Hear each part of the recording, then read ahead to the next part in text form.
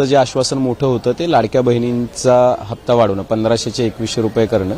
तर आत्ताची राज्याची आर्थिक स्थिती पाहता ते शक्य होतं असं तुम्हाला वाटतंय? कारण जवळपास आता सरकार येऊन पण वर्ष उलटून गेले. आज साधारणपणे अर्थसंकल्पाच्या भाषणामध्ये अनेक विरोधक जे गेल्या अनेक दिवसांपासून टीका करत होते की निवडणूक झाल्यानंतर ही योजना बंद होणार, तर त्या संदर्भातली एक महत्त्वपूर्ण बाब ही आज आपल्याला पुन्हा एकदा राज्याचे मुख्यमंत्री देवेंद्र फडणवीस साहेब यांच्या अर्थसंकल्पीय भाषणामध्ये ऐकायला मिळाली. म्हणजे महायुतीचं सरकार असेपर्यंत ही योजना आम्ही अतिशय यशस्वीरित्या राबवणार. ती राबवत असताना त्याच्यामधले जे इतर महिलांचे घटक आहेत, म्हणजे एकल महिलांचा सर्वे आमचा पॅरलली सुरू आहे, त्यामुळे त्या संदर्भातलं एक चांगल्या पद्धतीचं धोरण आम्ही त्या ठिकाणी तयार करत आहोत. लखपती दिदी ही आणखीन केंद्राची स्कीम आहे, पण ती अधिकाधिक त्याचे बेनिफिशरीज हे राज्यामध्ये कसे होतील हा एक साधारणपणे आम्ही प्रयत्न करत आहोत. गेल्या वेळेला 37 लाखाचं उद्दिष्ट आम्ही ठेवलं होतं, ते पूर्ण त्या ठिकाणी 35 लाखाच्या पुढचं ठेवलं होतं, ते 37 लाखापर्यंत पोहोचलो. आत्ताच्या याच्यामध्ये आणखीन 25 लाखाचं ठेवलेलं आहे. त्याच्यामुळे साधारणपणे जवळपास 60 लाखापेक्षा अधिक या लखपती दिदी याचं एक उद्दिष्ट हे त्या ठिकाणी आम्ही या कालावधीमध्ये ठेवलेलं आहे. आणि आजही 1500 मध्ये सुद्धा हा लाभ ज्या ज्या भगिनींना दिला जातो.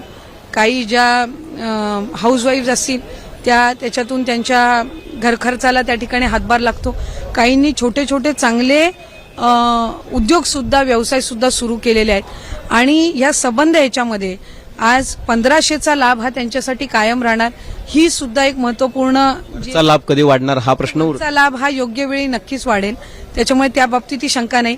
ज्या वेळेला वाढेल त्यावेळेला तो महायुतीच्या सरकारच्या माध्यमातूनच वाढेल. पण तुम्ही कर्जमाफीचं आश्वासन दिलं होतं, ऍक्च्युअली 7-12 कोरा म्हणून सांगितलं होतं, पण ती कर्जमाफी 2 लाखापर्यंत. कसं आहे की आज पहिलं तर कर्जमाफीची योजना ही येईल, ही विरोधक ही त्या संदर्भामध्ये सुद्धा अनेक टीका करायची की ही घोषणा होणारच नाही. त्याचं आज पहिलं पाऊल हे महायुतीच्या सरकारने उचललं. म्हणजे सप्टेंबर 2025 पर्यंत जे काही पात्र त्या ठिकाणी आहेत आणि त्या संदर्भातल्या जवळपास 2 लाखाच्या पर्यंतची कर्जमाफी ही त्या ठिकाणी घोषित करण्यात आली. त्याच्यामुळे हे पहिलं त्या संदर्भातलं एक सकारात्मक पाऊल आहे. या व्यतिरिक्त महिला शेतकऱ्यांसाठी सुद्धा एक चांगल्या पद्धतीच्या योजना आणण्याच्या संदर्भामध्ये सुद्धा या ठिकाणी अर्थसंकल्पीय याच्यामध्ये कृषी विभागाच्या माध्यमातून त्या ठिकाणी एक महत्त्वपूर्ण घोषणा करण्यात आली. आणि त्याचं एक प्रोत्साहनात्पर त्यांना त्या ठिकाणी बक्षीस मिळावं, एक एन्करेजमेंट त्या, आणि म्हणजे आपण त्याही हे पहिलं पाऊल आहे. आणि मला खात्री आहे की ही जी 2 लाखापर्यंतची कर्जमाफी आहे आणि प्रोत्साहनात्पर जे काही 50,000 50,000 जे एकदम योग्य वेळी किंवा नियमितपणाने कर्ज फेड करत असतात त्यांना जी होत असते, याच्यातून अतिशय सकारात्मक चित्र या शेतकऱ्यांसाठी पुढच्या कालावधीमध्ये पाहायला मिळेल. शेवटचा प्रश्न आहे, राज्य सुदृढ आहे असं म्हणता येईल का? कारण की उत्पन्नाचे सोर्सेस जे आहेत ते वाढतायत का? कारण तुम्ही खर्चाचे मार्ग जे आहेत ते वाढलेले आहेत, पण राज्य केव्हा सुदृढ केव्हा राहील जेव्हा उत्पन्नाचे सोर्स वाढतील? उत्पन्नाचे साधन वाढण्याच्या दृष्टिकोनातून सुद्धा या अर्थसंकल्पामध्ये अनेक पावले ही उचलली गेली.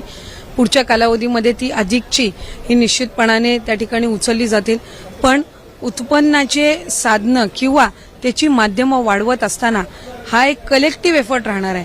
कारण जर उत्पन्नाचा स्रोत वाढवण्याच्या दृष्टिकोनातून काही घोषणा केल्या की लगेच त्याच्यावर टीका करायची, पण खर्चावर सुद्धा बोलायचं, त्यामुळे ते दुटप्पी भूमिका त्या संदर्भातली असू शकत नाही.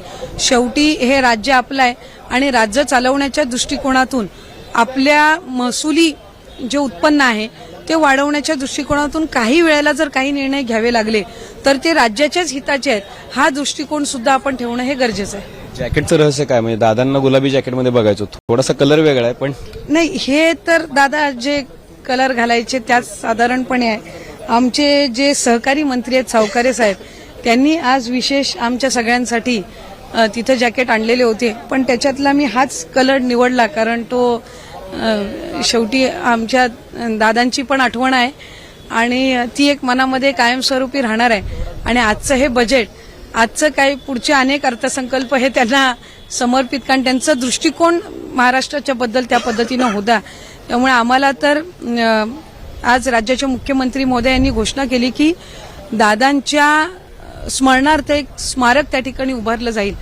आम्ही तर त्या स्मारकाचं ज्यावेळेला प्लॅनिंग होईल त्यावेळेला सुनेत्रा काकींच्या माध्यमातून सुद्धा आम्ही त्या ठिकाणी विनंती करणार आहोत की प्रशासन आणि त्याचबरोबर राज्याचं अर्थकारण ह्या संदर्भामध्ये जे दादांचं विजन होतं ते कुठे ना कुठेतरी आणि महाराष्ट्रासाठी त्यांनी दिलेलं योगदान हे त्या स्मारकाच्या माध्यमातून सुद्धा कुठेतरी राज्याच्या आणि देशाच्या जनतेपर्यंत यावं ही सुद्धा त्या निमित्ताने आमची विनंती राहील.